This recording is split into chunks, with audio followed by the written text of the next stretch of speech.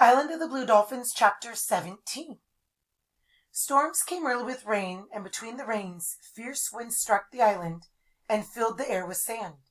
During this time, I made myself another dress, but most of the days I spent fashioning a spear to catch the giant devilfish. And remember that devilfish is the octopus. I had seen the spear made as I had seen my father make bows and arrows, yet I knew little about it, no more than I had about the others. Still, I remembered how it looked and how it was used. From these memories I made it after many errors and many hours of work, sitting on the floor while Rontu slept nearby and the storms beat upon the roof. 4 of the sea elephant's teeth were left, and though I broke all except one, this I worked down to a head with a barbed point. I then made a ring and fastened it to the end of the shaft, and into this ring fitted the head, which was tied to a long string made of braided sinew. When the spear was thrown and struck a devilfish, the head came loose from the shaft. The shaft floated on the water, but the pointed barb was held by the string, which was tied to your wrist. This spear was especially good because it could be thrown from a distance. On the first day of spring, I went down to Coral Cove with my new spear. I knew it was spring because that morning at dawn, the sky was filled with flocks of darting birds. They were small and black and came only at this time of year. They came out of the south and stayed for 2 suns, hunting food in the ravines, and then flew off in one great flight toward the north. Rontu did not go with me to the beach because I had let him out of the fence, and he had not returned. The wild dogs had been to the house many times that winter, and he had paid no heed to them. But the night before, after they had come and gone, he had stood at the fence. He stood and whined and walked up and down. It worried me to see him acting so strangely, and when he refused to eat, I finally let him out. Now I pushed the canoe into the water and drifted toward the reef where the devilfish lived. The water was so clear that it was like the air around me. Far down, the sea ferns moved as though a breeze were blowing there, and among them swam the devilfish trailing their long arms. It was good to be on the sea after the winter storms, with the new spear in my hand, but all the morning as I hunted the giant devilfish, I kept thinking of Rontu. I should have been happy, yet thinking of him I was not. Would he come back? I wondered. Or had he gone to live with the wild dogs? Would he again be my enemy? If he were my enemy, I knew that I could never kill him, now that he had been my friend. When the sun was high, I hid the canoe in the cave we had found, for once more it was the time the Aleuts might return, and with the 2 small bass I had speared, though not the giant devilfish, I went up the cliff. I had planned to make a trail from the cave to my house, but had decided that it could be seen from a ship and by anyone standing on the headland. The climb was steep. As I reached the top, I paused for breath. The morning was quiet except for the noise of the little birds flying from bush to bush, and the cries of the gulls who did not like these strangers. Then I heard the sound of dogs fighting. The sound came from far off, perhaps from the ravine, and taking my bow and arrows, I hurried in that direction. I went down the path which led to the spring. There were tracks of the wild dogs around the spring, and among them I saw the large ones of Rontu. The tracks led away through the ravine which winds to the sea. I heard again the distant sound of fighting. I went slowly through the ravine because of my bow and arrows. At last I came to the place where it opens into a meadow right at the edge of the low sea cliff. Sometimes in the summers, a long time ago, my people had lived here.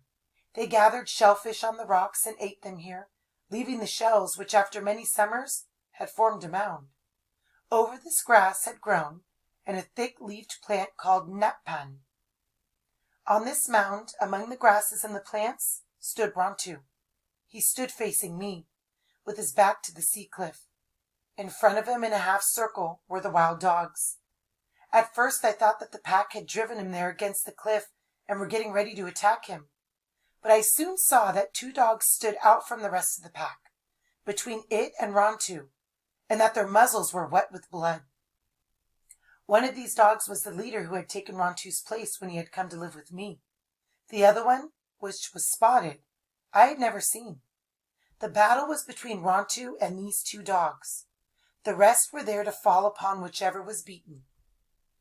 So great was this noise made by the pack, they had not heard me as I came through the brush, nor did they see me now as I stood at the edge of the meadow. They sat on their haunches and barked, with their eyes fixed upon the others. But I was sure that Rontu knew I was somewhere near, for he raised his head and smelled the air. The two dogs were trotting back and forth along the foot of the mound, watching Rontu. The fight had probably started at the spring, and they had stalked him to this place where he had chosen to fight. The sea cliff was behind him, and they could not reach him from that direction, so they were trying to think of some other way. It would have been easier if one would have attacked him from the back and one from the front. Rontu did not move from where he stood on top of the mound. Now and again he lowered his head to lick his wound on his leg, but whenever he did, he always kept his eyes on the two dogs trotting up and down. I could have shot them, for they were within reach of my bow, or driven off the pack. Yet I stood in the brush and watched. This was a battle between them and Rontu. If I stopped it, they would surely fight again, perhaps at some other place less favorable to him. Rontu again licked his wound, and this time he did not watch the two dogs moving slowly past the mound.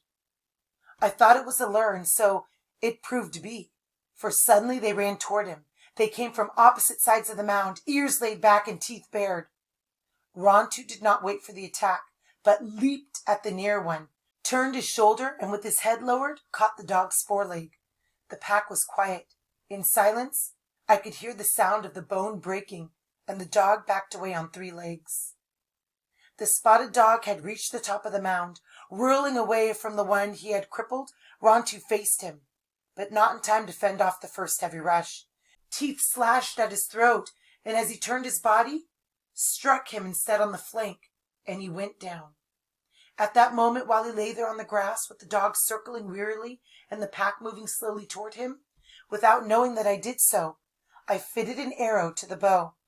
A good distance separated Rontu from his attacker, and I could end the battle before he was wounded further or the pack fell upon him.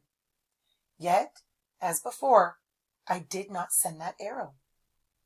The spotted dog paused and turned in his tracks, and again leaped, this time from behind. Rontu was still lying in the grass with his paws under him, and I thought he did not see that the other was upon him. But crouching there, he suddenly raised himself and at the same time fastened his teeth in the dog's throat. Together they rolled off the mound, yet Rontu did not let go. The pack sat restless in the grass. In a short time, Rontu rose to his feet and left the spotted dog where it lay. He walked to the top of the mound and lifted his head and gave a long howl. I had never heard this sound before. It was the sound of many things that I did not understand. He trotted past me and up the ravine. When I got to the house, he was there waiting, as if he had not been away or nothing had happened. In all that time he lived, Rontu never left again, and the wild dogs, which for some reason divided into 2 packs, after that never returned to the headland.